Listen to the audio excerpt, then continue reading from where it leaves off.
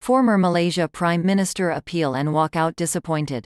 News recap for Thursday, July 30, 2020. Former Malaysia Prime Minister Datuk Seri Najib Razak, who was found guilty of 7 charges relating to the misappropriation of RM42 mil in SRC International Sdn Bhd funds, has paid the RM1 mil in bail.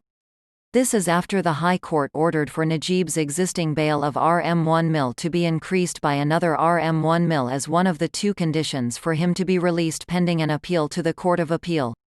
With the latest bail paid, Najib's total amount of bail paid for all his court cases stand at RM7 mil. The 67-year-old Pekan MP arrived at the Kuala Lumpur court complex at around 1 p.m. with his son Norashman, who was one of his 2 bailers.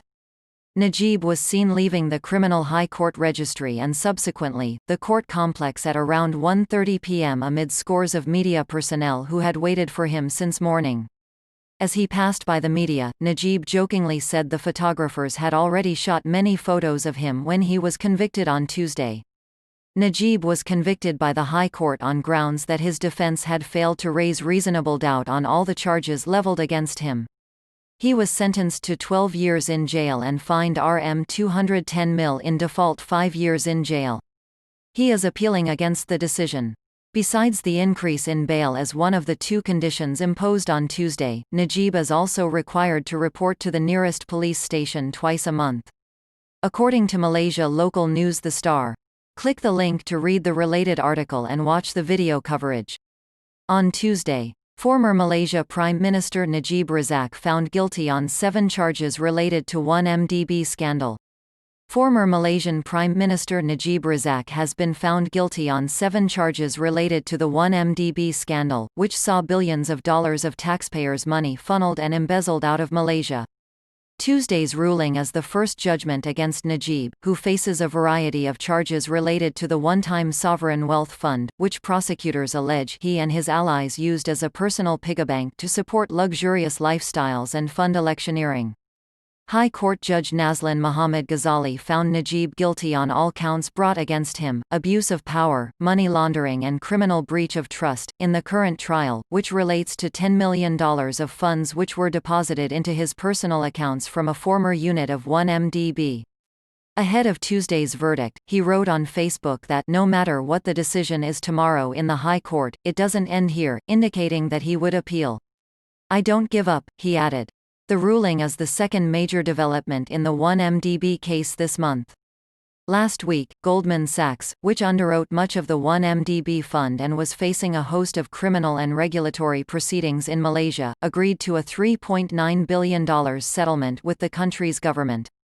Najib faces prison terms of up to 15 or 20 years for each charge, as well as hefty fines. Sentencing will be announced at a later date. Najib's lawyers have said they will appeal.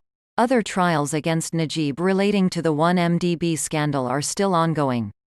Billions embezzled. The One Malaysia Development Berhad Fund was created soon after Najib took office in 2009, pumping billions in public money into it, with the stated purpose of leading market-driven initiatives to assist the government in propelling Malaysia towards becoming a developed nation that is highly competitive, sustainable and inclusive.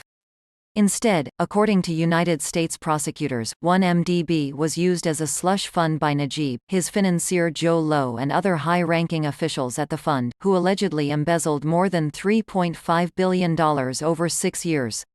Swiss prosecutors would later put that figure at over $4 billion.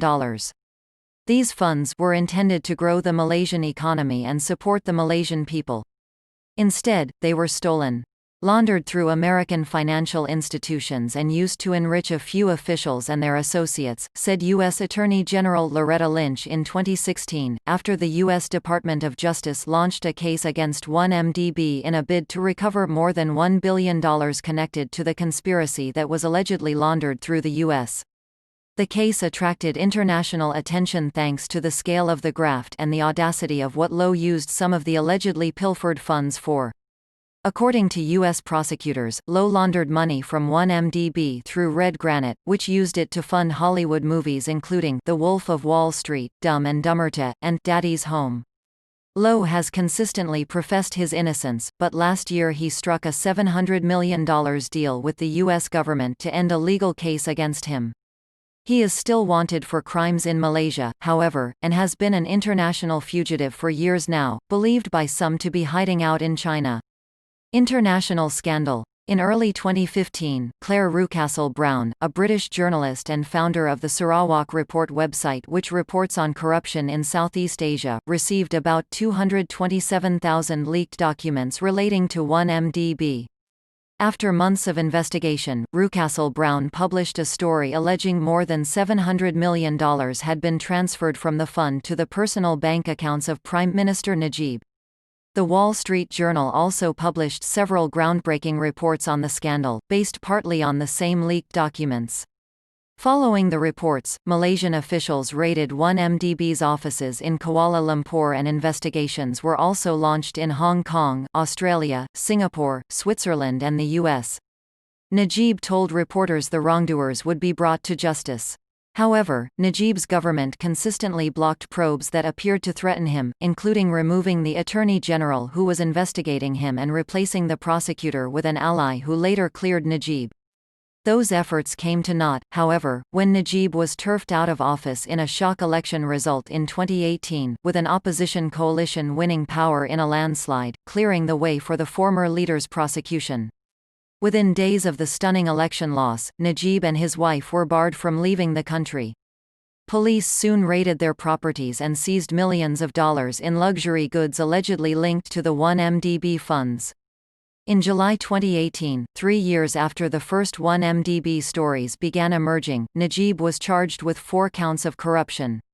The charge sheet was later expanded to cover dozens of other alleged crimes. His wife, Rosma Mansur, whose profligate spending with funds allegedly embezzled from 1MDB had helped fuel public outrage, was arrested months later. End of Najib? Over 5 years after the first 1MDB stories emerged, Malaysia's government has indicated a desire to finally put the scandal behind it. As well as settling the case with Goldman Sachs, prosecutors also dropped charges against Najib's stepson and Wolf of Wall Street producer Riza Aziz.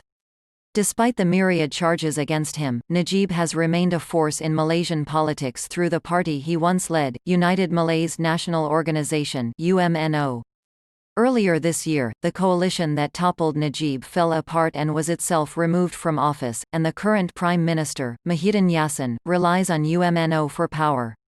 This had led to some speculation that the government might drop cases against Najib, and observers had long warned that if the cases dragged on too long, the one-time Teflon Prime Minister might return to power and effectively pardon himself. A conviction might benefit Muhyiddin as much as Najib's other political rivals, however. Writing this week, Bridget Welsh, an expert on Malaysian politics at the University of Nottingham, said that Najib, not opposition leaders Mahathir or Anwar Ibrahim, is currently Muhyiddin's most serious political competitor for national leadership. If Najib is convicted, he will begin an appeal process that will likely put him out of contention for the next general elections and weaken his hold on UMNO, having to rely on proxies for power, she added. Soon after the verdict was announced, Welsh wrote on Twitter that it closes door on Najib's comeback. Click the link to read the related article and watch the video coverage.